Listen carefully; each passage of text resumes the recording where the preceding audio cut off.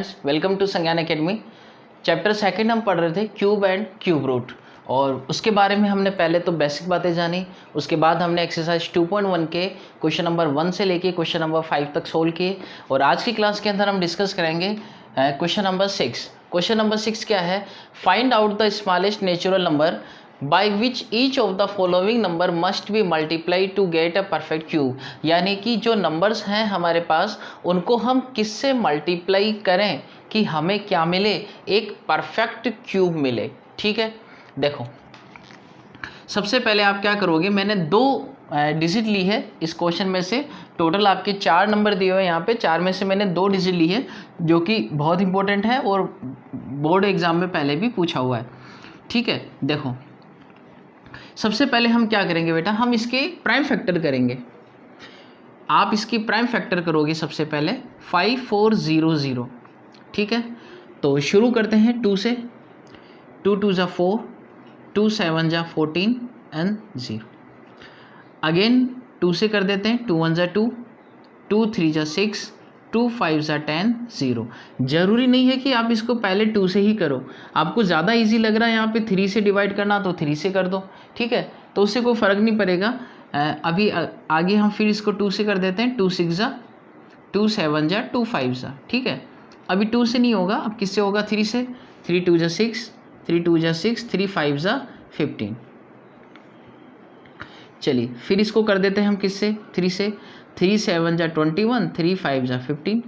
फिर हम कर देते हैं बेटा इसको 3 से। 3 2 जा 6, 3 5 जा, फिर ये होगा 5 से, और फिर ये होगा किससे? 5 से।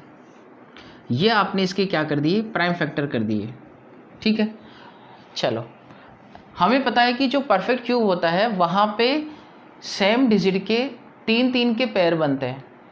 सेम डिजिट होती है, 3 3 के पेयर बनते हैं। जैसे कि यहाँ पे 2 का पेयर बन गया 3 डिजिट का, यहाँ पे 3 का पेयर बन गया 3 डिजिट का। ठीक है, लेकिन यहाँ पे 5 का पेयर नहीं बना, 5 का पेयर नहीं बना। ठीक है, अब 2 का तो पेयर कंप्लीट है, 3 का पेयर भी कंप्लीट है, ये अनकंप्लीट है। अगर यहाँ कोई भी पेयर अनकंप्लीट होता है तो वो एक परफेक्ट क्यूब नहीं होता है।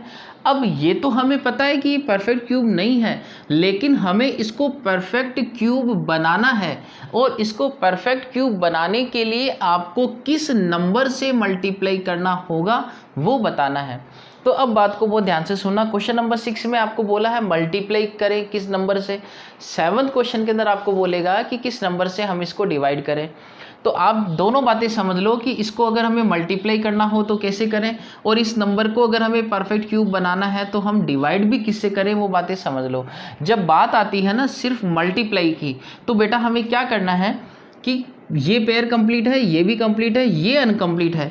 जब बात आती है कि आप इसको किससे मल्टीप्लाई करोगे, तो इसको परफेक्ट क्यूब बनाने के लिए, मतलब इसका पेयर कंप्लीट करने के लिए हमें कितने डिजिट की ज़रूरत पड़ेगी वो देखो आप। अगर यहाँ पे 2 5 तो है हमारे पास, अगर यहाँ पे एक 5 हमें और मिल जाता तो क्या इसका पेयर कंप्लीट नहीं होता?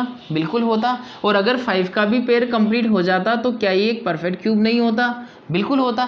इसका मतलब कि इसको परफेक्ट क्यूब बनाने के लिए 5 का पेयर अनकम्प्लीट है, इसको कंप्लीट बनाने के लिए हमें कितने 5 की ज़रूरत है? 1 5 की ज़रूरत है। यानी हम इसको किस नंबर से मल्टीप्लाई करेंगे? हम इसको मल्टीप्लाई करेंगे bye 5।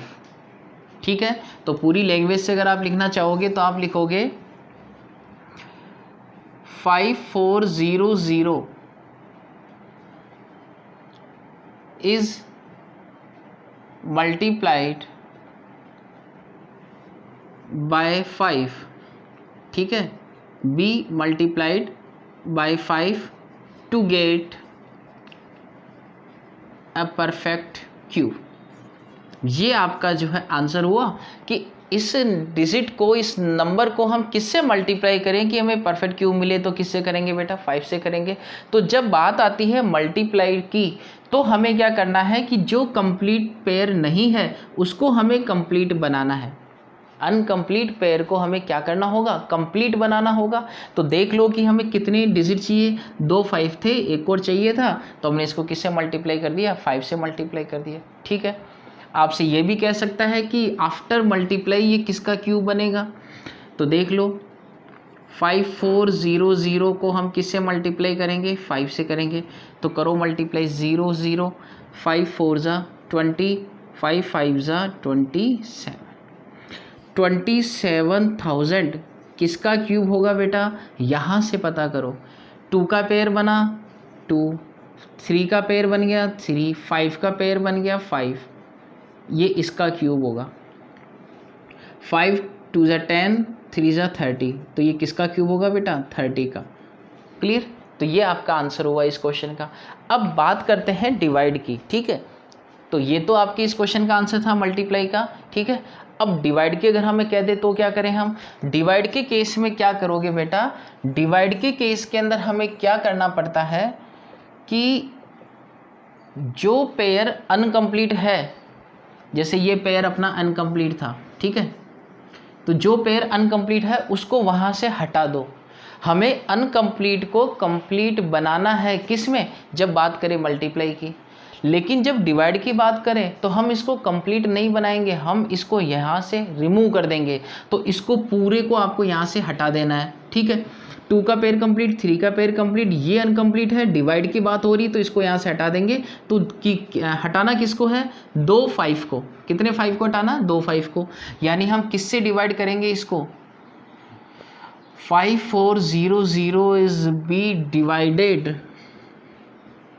is be divided by 5 into 5 means 25।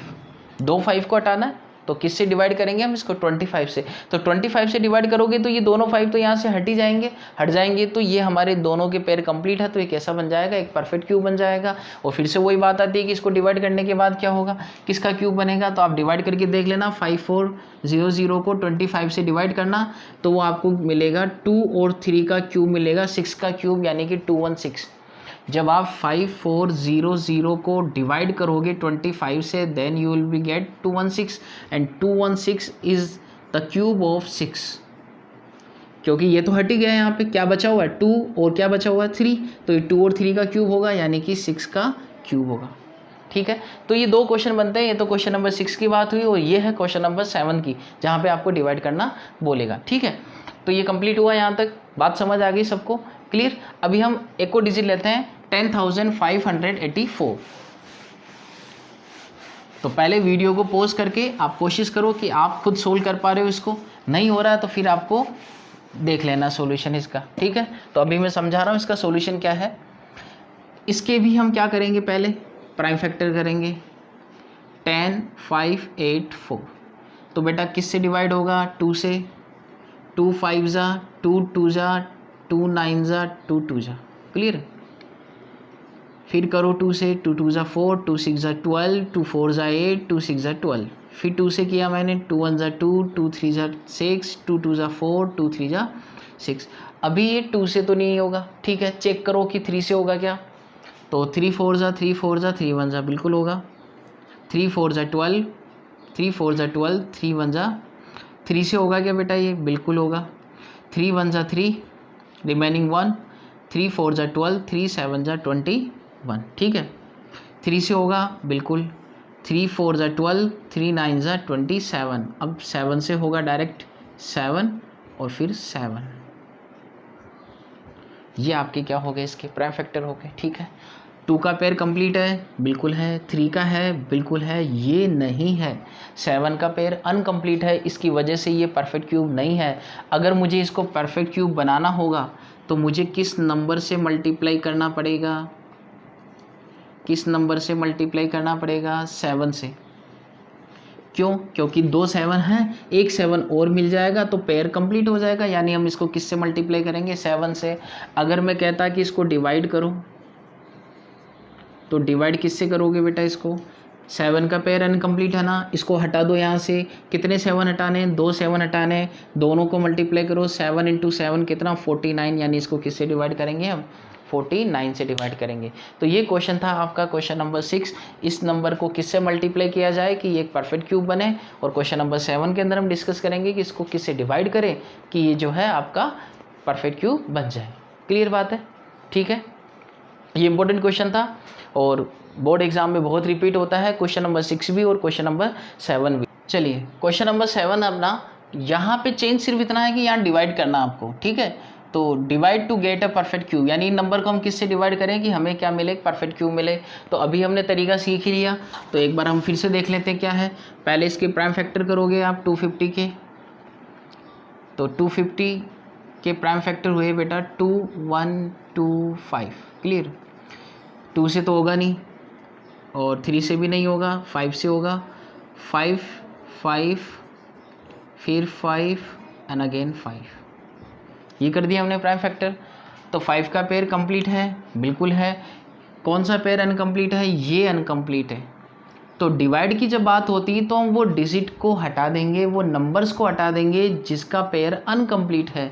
जो अनकम्प्लीट है वो हटा दो, यानी हम इसको किससे डिवाइड करेंगे, इसको बेटा हम डिवाइड करेंगे 2 से। किससे डिवाइड करोगे आप, 2 से डिवाइड करोगे, ताकि ये यहाँ से हट जाएगा, फिर हमारे पास कंप्लीट पेयर वाला बच जाएगा। तो 250 को जब हम 2 से डिवाइड करेंगे तो हमें क्या मिलेगा, 125 मिलेगा। That is the cube of 5। किसका क्यूब होगा, 5 का, क्योंकि ये तो हट गया। किसका क्यूब बनेगा, ये 5 का क्यूब बनेगा, ठीक है। तो ये आपके डिवाइड वाला कंसेप्ट है। क्लियर। नेक्स्ट डिजिट देखो आप क्या है, 192। 192, तो 192 के भी आप क्या करोगे, पहले प्राइम फैक्टर करोगे।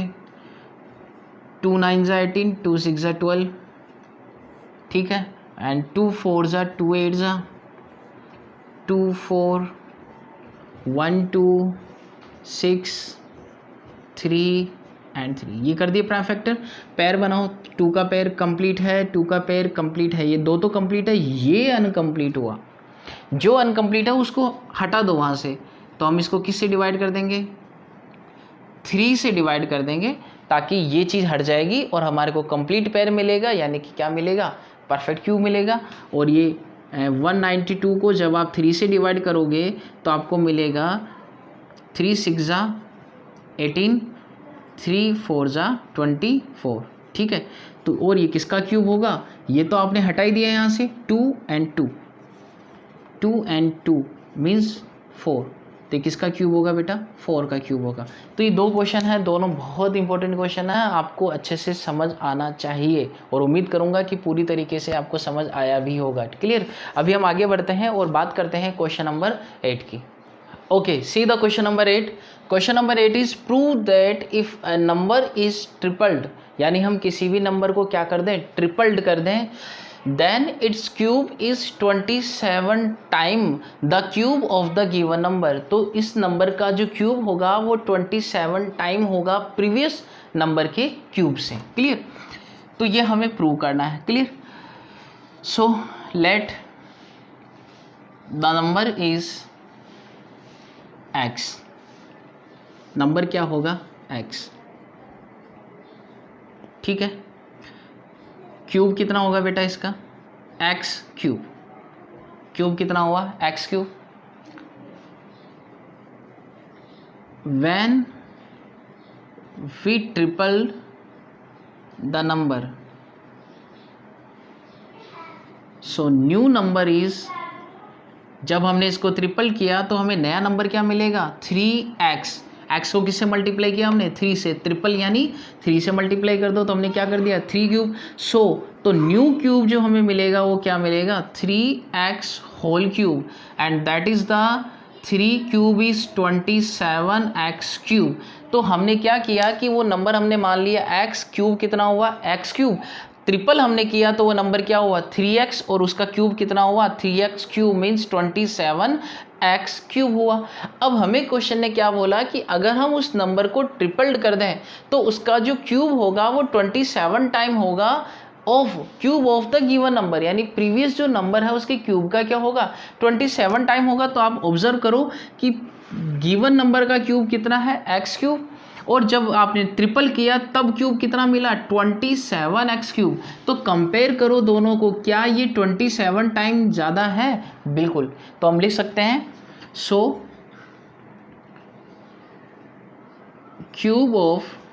the cube of new number is 27 times the cube of given number।